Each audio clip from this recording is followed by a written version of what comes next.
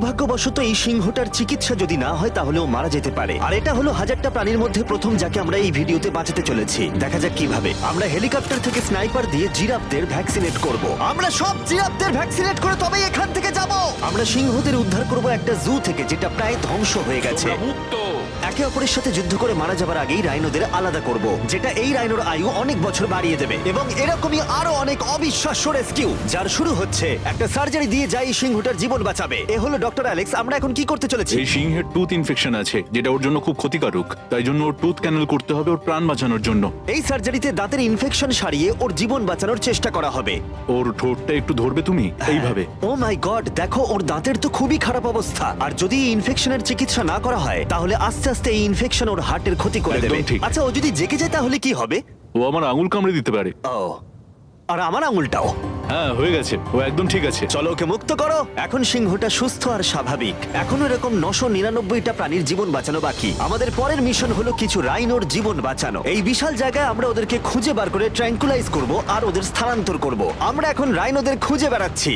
ওদিকে চ্যান্ডলার রয়েছে আকাশে। আমি হেলিকপ্টারে করে চারিদিকে ঘুরে বেড়াচ্ছি। যদি কোনো রাইনো দেখতে পাই তাহলে আমরা তাকে রেস্কিউ করব। এখানে শক্তিশালী রাইনোরা দুর্বল রাইনোদের তাড়িয়ে দেয়, কিন্তু যেহেতু এই এলাকার চারপাশটা বেড়া দিয়ে ঘেরা আছে তাই দুর্বল রাইনোরা এখান থেকে কোথাও যেতে পারে না, আর তার ফলে ওদেরকে মেরে ফেলা হয়। হ্যাঁ, একদমই তাই। তাই প্রথমে আমরা ওদেরকে ঘুম পাড়াবো আর তারপর ওদেরকে এমন একটা জায়গায় নিয়ে যাব যেটা ওদের নিজস্ব জায়গা হবে, যেখানে ওরা বেঁচে থাকার জন্য পর্যাপ্ত খাবার আর জল পাবে। তার ফলে ওরা শক্তিশালী হবে।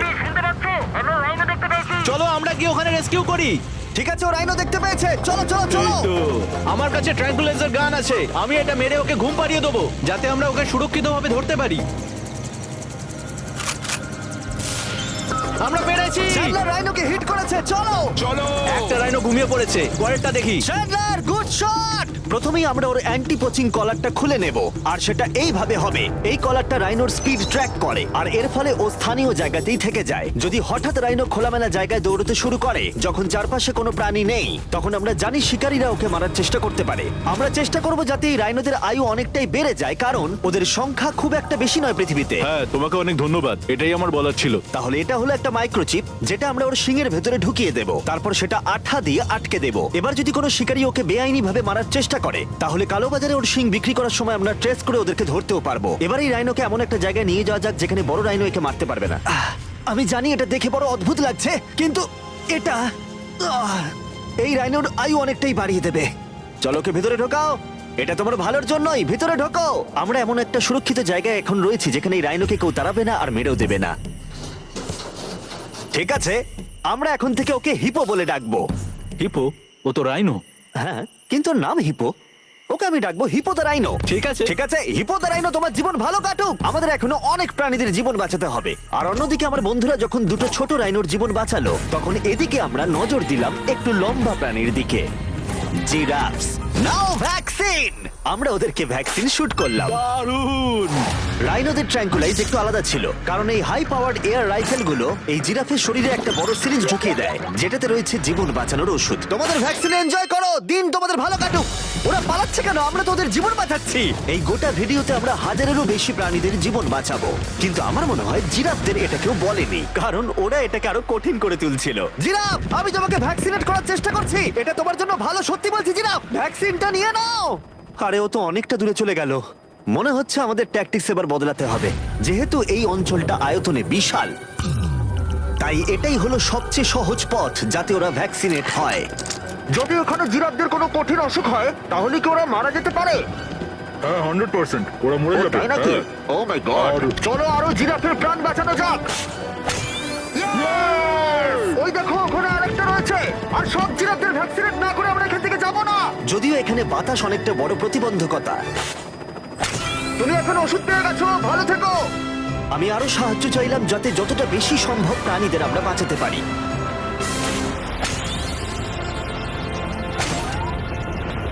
আমি 5টা জিরাফ দেখতে পাচ্ছি, ওদের ভ্যাকসিন হয়নি।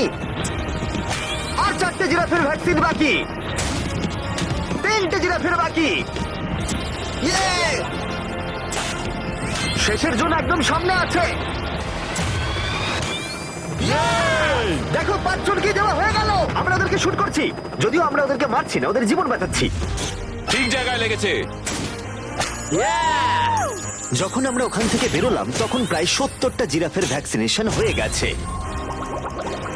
তার মানে এখনো অব্দি 74টা প্রাণীর জীবন বাঁচানো হলো। আমরা দেখতে পাচ্ছিলাম আমাদের প্রচেষ্টা ক্রমশই কঠিন হচ্ছে। হ্যাঁ ওটাই তো, একদম সুস্থ হয়ে গেছে। ভাই, কে জানতো জিরাফদের ভ্যাকসিনেশন করা এতটাই মজাদার হতে চলেছে। কিন্তু এখনো আমাদের প্রচুর প্রাণীদের জীবন বাঁচানো বাকি রয়েছে। তাই আমরা সাউথ আফ্রিকায় কাজ সম্পূর্ণ করে চলে গেলাম ইউক্রেনে, যেখানে যুদ্ধ জুগুলোকে ধ্বংস করে দিয়েছে, যেখান থেকে লায়নদের উদ্ধার করে মেকশিফট শেল্টারে রাখা হয়েছে। কিন্তু যেহেতু এখনো যুদ্ধের আশঙ্কা রয়েছে, আমরা ওদেরকে অন্য জায়গায় উড়িয়ে নিয়ে যাব। তাই আমরা এই বিশাল কার্গো প্লেনটা নিয়ে এসেছি, যাতে আমরা ইউক্রেনের সীমানার বাইরে এই প্রাণীগুলোকে উড়িয়ে নিয়ে যেতে পারি। ওরা এই প্লেনটা দখল করে নিয়েছে, এখানে আর কোনো সিট নেই। 3টে লায়নই এই প্লেনে ফার্স্ট ক্লাস টিকিট পেয়েছে। আর ওয়াইল্ড লাইফ কনজারভেশনিস্ট অ্যান্থনি পেনিস্টনের সাহায্যে আমরা ওদেরকে 7000 মাইল দূরে সাউথ আফ্রিকায় উড়িয়ে নিয়ে গেলাম, এই অভয়ারণ্যে যার নাম লায়ন ওয়াচ, যেখানে লায়নরা প্রায় 14 একর মুক্তাঞ্চলে স্বাধীনভাবে ঘুরে বেড়ায়। ওইখানে একটা বিশাল বড় বাঘ রয়েছে। আরে ম্যাচ, ওটা একটা সিংহ। ও আচ্ছা। গেটটা বন্ধ করো। অ্যান্থনি প্রথম লায়নকে মুক্ত করবার পরে বাকি দুটো লায়নকে মুক্ত করতে হবে ম্যাচকে। কি, আমাকেও এটা করতে হবে? হ্যাঁ, তুমি রেডি? আমি রেডি। চলো করা যাক। চলো। ও মুক্ত। এই লায়নরা এখন যুদ্ধের বিপদ থেকে সম্পূর্ণ মুক্ত, আর ওরা স্বাধীনভাবে এখন আফ্রিকার জঙ্গলে ঘুরে বেড়াতে পারবে। এর পাশাপাশি সমস্ত প্রাণীদের জীবন বাঁচানোটাই গুরুত্বপূর্ণ। এই ভিডিওটা সম্পূর্ণ হবে না যদি না আমরা 100টা কুকুরের জীবন বাঁচাতে পারি। বেশিরভাগ ডগ শেল্টারগুলোই প্রায় ভর্তি, আর যদি এখানে ওরা দীর্ঘ সময় ধরে নিজস্ব বাড়ি না পায়, তাহলে ওরা জায়গার অভাবে একে অপরকে মেরে ফেলতেও পারে। প্রতি 5 মিনিট অন্তর একটা করে কুকুর এই অ্যানিমাল শেল্টারগুলোর মধ্যে মারা যায়। তাই এখনই আমরা 100টা কুকুরের অ্যাডাপ্টেশনের ব্যবস্থা করব। কেমন আছো বলো? হ্যাঁ ভালো আছি। ও হেই, তোমাকে আমার পছন্দ হয়েছে। তাহলে তুমি কুকুর নেবে? কি ধরনের কুকুর তোমরা খুঁজছো? আমরা একটা ছোট্ট বাচ্চা খুঁজছি। ও, একটা ছোট্ট কুকুর। দেখো ও তোমার কাছে আসতে চাইছে। পছন্দ হয়েছে? আ, পাপ্পিকে হাই করো। তাহলে একে তোমরা অ্যাডাপ্ট করছো? হ্যাঁ। তুমি এই কুকুরটার সাথে রোজ খেলবে তো? হ্যাঁ। আর ওকে খুব ভালোবাসবে? কথা দাও। ঠিক আছে, একটা হলো, আরো 99টা বাকি রয়েছে। আসলে তোমরা হয়তো জানো না, কিন্তু একটা কুকুরের স্বাস্থ্যের যত্ন নেওয়াতে অনেকটাই টাকার প্রয়োজন পড়ে, আর দুর্ভাগ্যবশত কিছু মানুষ সেটা অ্যাফোর্ড করতে পারে না। ওকে ভালো লেগেছে। হাই। আর সেই জন্যই আমি একটা গুড নিউজ ওদেরকে শোনাতে চাই। এখানকার প্রত্যেকটা কুকুরের মতোই এর মেডিকেলের খরচ আর এর অ্যাডপশনের ফি তোমাদের দিতে হবে না। ও ওয়াও। হ্যাঁ, তোমরা একে সম্পূর্ণ বিনামূল্যে বাড়ি নিয়ে যেতে পারো। ও মাই গড। Thank you. কোনো থ্যাংক ব্যাপার ইউ। নয়। এটা দেখতে সত্যিই খুব দারুণ লাগে যে অনেক কুকুর তাদের নিজেদের বাড়ি খুঁজে পাচ্ছে। তুমি এদেরকে কি করে না বলবে বলো তো? খুব কিউট। কতদিন ধরে কুকুর খুঁজছো? 3 থেকে 4 মাস হলো। ও একদম ঠিক আছে। ও সত্যি খুব সুন্দর। তোমরা একে বাড়িতে নিয়ে যাবে? হ্যাঁ। আমি এটাই শুনতে চাইছিলাম। ব্রিয়ানাকে অ্যাডপ্ট করা হয়েছে। তোমরা দুজন ওর খেয়াল রাখবে তো? হ্যাঁ। আরো অনেক কুকুর নিজের বাড়ি খুঁজে পাচ্ছিল, কিন্তু বাচ্চা কুকুরদেরই বেশিরভাগ মানুষ অ্যাডপ্ট করছিল। তার ফলে বয়স্ক কুকুররা অবহেলিতই থাকছিল। যেমন ব্লু, এই কুকুরটার বয়স 10 বছর। এখনো সে একজন ভালো মালিকের অপেক্ষায় রয়েছে। আমরা একটু বয়স্ক কোনো কুকুর ও, খুঁজছি, কি cute! কারণ আমরা খুব এনার্জেটিক কাউকে চাইছি না। তোমরা ব্লুকে দেখতে পারো। কেমন লাগছে? হাই। আমার ওকে কেমন খুব আছো পছন্দ তুমি? হয়েছে। ও কিভাবে তাকাচ্ছে দেখো। ও তো কিউট। ও তোমাদের সাথে খুব ভালো থাকবে। Thank you so much. কিন্তু আমাদের কাজ এখনো শেষ হয়নি। যত দিন যেতে লাগলো আমরা দেখতে পাচ্ছিলাম প্রচুর কুকুর তাদের ভালোবাসার বাড়ি খুঁজে পাচ্ছিল। ওকে তোমরা নিচ্ছ? হ্যাঁ নিচ্ছি। দারুণ ব্যাপার। আর খুব তাড়াতাড়ি আমরা 100 জন কুকুরের জীবন সুরক্ষিত করলাম। প্রত্যেকটা পরিবার প্রতিশ্রুতি দিয়েছে যে ওদেরকে একটা সুন্দর জীবন উপহার দেবে।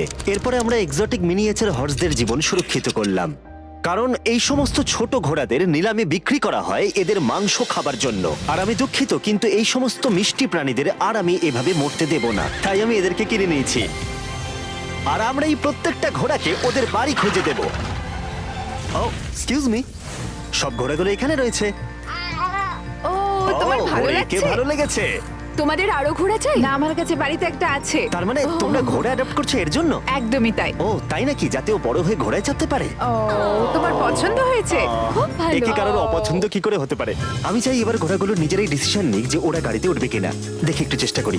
আমি তোমাদের 10,000 করে দেবো যদি তোমরা গাড়িতে ওঠো। ও এটা দেখো, ওদের দেখো, এটা দেখো, এটা কাজ করেছে। তোমরা এখানে একজনকে অ্যাডপ্ট করতে এসেছিলে আর এখন দুজনকে নিয়ে যাচ্ছ। একে পটেটো চিপসের মতো দেখতে। এদের খাওয়া যাবে না। ঠিক বলেছো। আসলে আমি আরেকটাকে বাড়ি নিয়ে যেতে চাই না, কিন্তু তাও আমি না বলবো না। তাহলে কি তোমাদের আরেকটা লাগবে? না, আসলে- থাক, থাক। 2 সপ্তাহ আগে এরা প্রায় বলি হতে যাচ্ছিল আর এখন ওরা ভালোবাসার বাড়ি খুঁজে পেয়েছে। এদেরকে তোমাদের পছন্দ হয়েছে তো? হ্যাঁ, ও দেখো এটা কত সুন্দর। চলো। এটাই এই ভিডিওর উদ্দেশ্য। আর আমাদের শেষ 3টে ঘোড়া অ্যাডপ্ট হয়ে যাওয়ার পরে কি মিষ্টি ঘোড়াটা, তাই না? হ্যাঁ।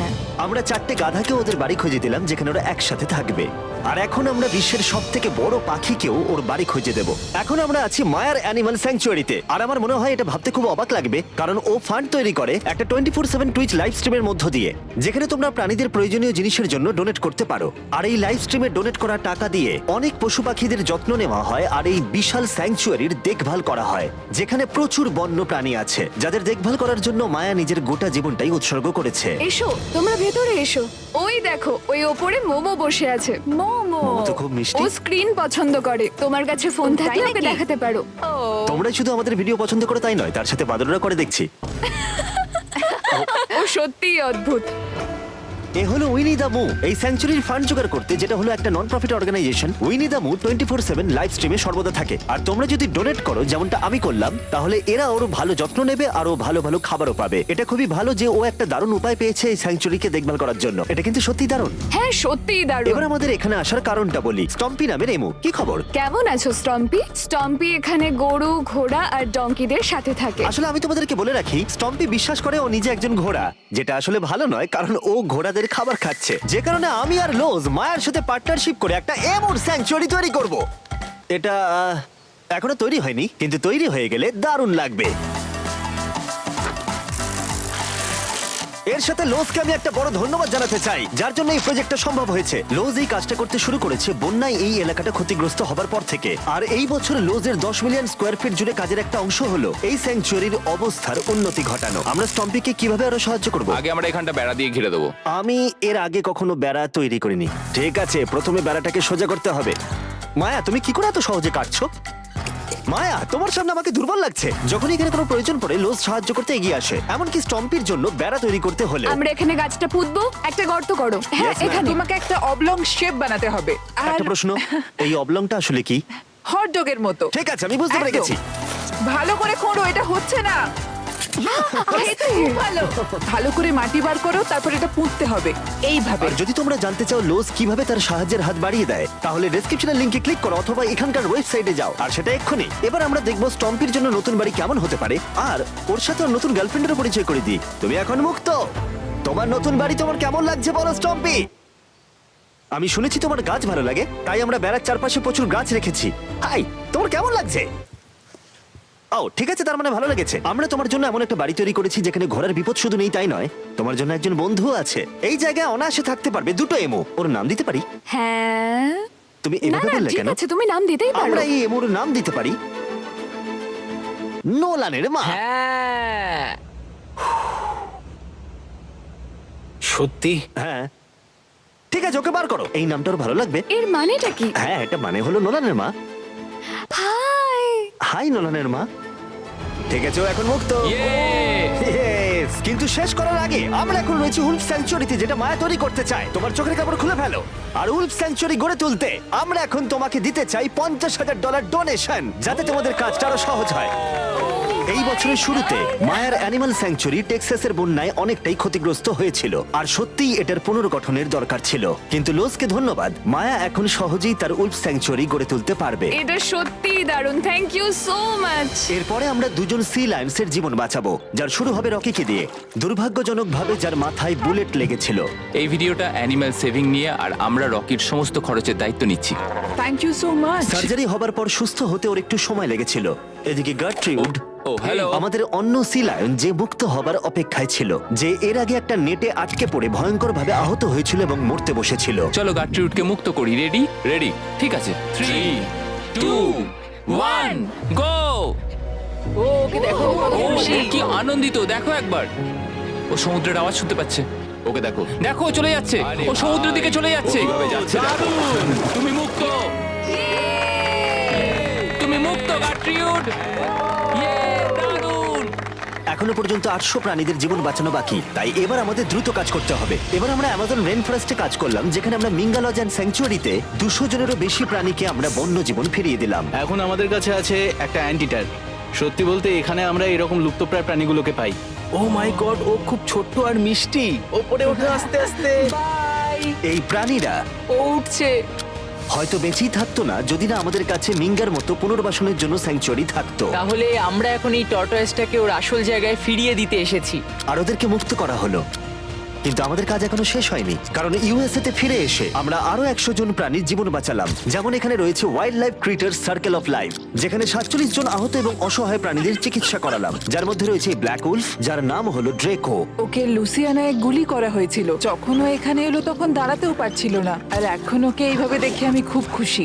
20 জন শিয়ালকে হত্যা করা হতো আর তাদের পশম দিয়ে কোট বানানো হতো, কিন্তু তার পরিবর্তে আমরা ওদের প্রত্যেককে একটা নতুন জীবন উপহার দিলাম। তুমি এখানে খেলনা পাবে, খাবার পাবে এবং চাইলে ঘুরেও দেখতে পারো। এখানে রয়েছে এই বিশাল বার্ড স্যাংচুয়ারি। এখানে আমরা বাঁচালাম 70 জন দেশীয় পাখিকে, যেমন এই স্ক্রিচ আউল, যাকে একটা গাড়ি ধাক্কা মেরেছিল, যার আহত চোখের এখন চিকিৎসা হচ্ছে।